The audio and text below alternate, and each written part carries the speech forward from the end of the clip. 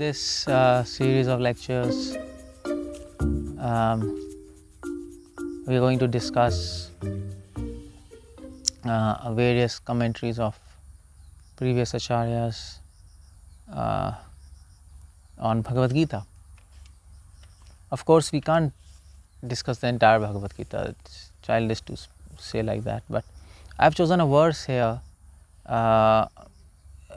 one very important verse of Srimad Bhagavad Gita, on which we will try to see what various acharyas are commenting. And that verse is 18 chapter 66th verse. Sarvdharman paritajya mame kam sharanam braja am tvam sarva papebhyo mokshishami ma sucha. Now why we are, obvious question is why we want to read so many commentaries about this particular verse. One reason is because, of course, Srila Prabhupada said in Srimad Bhagavatam, every verse should be read from many different angles. So various commentators, they give different angles to see the same verse, different perspectives to understand the same reality. And of course, when they are giving various perspectives, sometimes their perspectives are in harmony with each other, and sometimes they contradict with each other.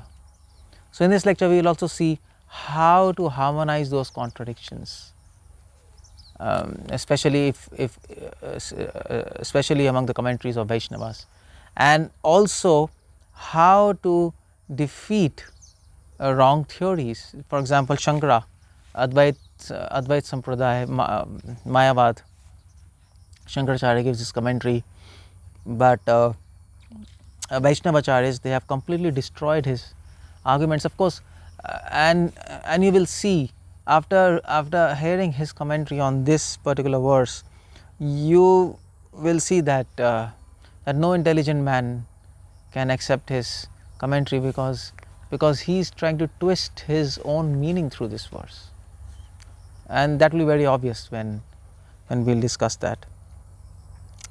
So also in this course, besides learning about this verse, we will also learn many other things, like for example, how many commentaries are there on Bhagavad Gita, and how many commentators are commenting on those commentaries. For example, Ramanujacharya has written a commentary, and Vedanta Deshika is commenting on his commentary. So we learn many other information, and besides that, there are so many things we will learn in this course, which we like, let us say, spin-offs or benefits, side benefits. And then of course, one thing that in this course I am not going to speak Sanskrit, of course, and neither I am going to quote in Sanskrit, because people do not understand Sanskrit. Wherever it is necessary, we will quote things. I might use some Sanskrit terminology to convey the meaning, or to back up what I am saying, but in general I will keep the course simple English, simple concepts, so that you can understand concepts. After all, we are doing this course to understand concepts. Language does not matter. And lastly, when I am going to discuss commentaries of a particular acharya, I am also going to include other commentaries of other acharyas who have commented on that particular commentary.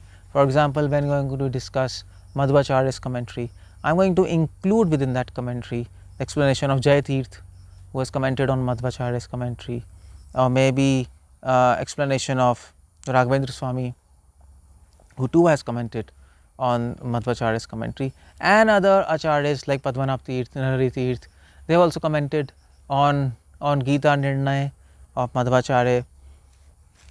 So I will summarize all those things under the heading what Madhva is saying on that particular verse.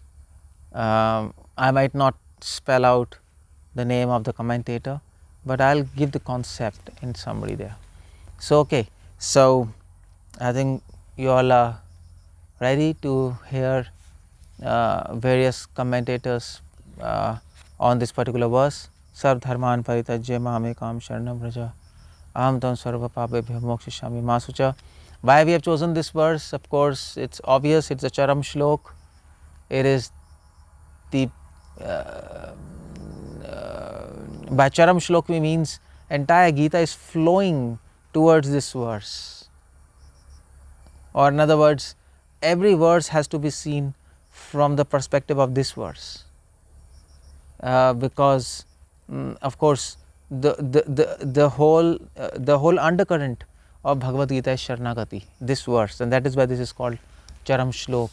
Every verse right from beginning, from first, second, third, fourth, ultimately it's helping us to come to this conclusion, this verse. That's why it's called charam shlok. In our sampradaya, in Sri Sampradaya, in almost all sampradayas, and that's why I chose this verse. And of course you also be very eager to understand this verse. Of course, one thing is, by hearing these commentaries, your own understanding of Sharanagati will increase in depth, and also you will understand what is not Sharanagati, and then we can advance in devotional life swiftly. And also it will help us in preaching, because most of the people, they just quote this verse without even understanding what they are doing. So many people say, oh, Shankara's commentary is so nice on this verse. Well, most of them have not read Shankara's commentary on this verse. If they would have read, and if they would still praise his commentary, either they are number one fool or they are simply over smart. That's all. So what are the commentaries we are going to discuss on this particular verse? We will start with commentary of Sridhar Swami, who has written a commentary Subodhini. Then we will come to Shankara's commentary, which is Gita Bhashya or Shankara Bhashya, whatever, and then we will come to Madhvacharya's commentary, which is Gita Bhashya and Gita Nirnay, or Gita Anubhashya, whatever you can write. Both of them are okay. And then we are going to discuss Ramanujacharya's commentary, which is again Gita Bhashya. And then what else we have? We will discuss Vallabhacharya's commentary. Vallabhacharya, not exactly Vallabhacharya, but Purushottamacharya, who is coming in Vallabh Sampradaya, whose commentary is called Amrita Rangini, and Keshav Kashmiri's commentary, which is called as Sat Prakashika. And then Gaudiya Vaishnava commentaries, Abha Sampraday's commentary, especially of Sanatan Goswami and Vishwanath Chakravarti Thakur, Baldev Vidyabhushan, Srila Prabhupada. And then in the end we will harmonize all the commentaries, and you will see various commentators are not agreeing with other commentators. Sometimes they are just giving opposite conclusion. Vishwanath Chakravarti Thakur says something, and Ramanuja Madhva says entirely different opposite conclusion. So how to harmonize these things? And in the last lecture we will see what's a harmonization. So okay, let's begin. And in the next lecture I am going to discuss the commentary of Sridhar Swami on this verse 18.6 says, Sarv dharman parityajya mamekam sharanam vraja aham tam sarva papebhyo mokshishami ma sucha. Hare Krishna. Srila Prabhupada.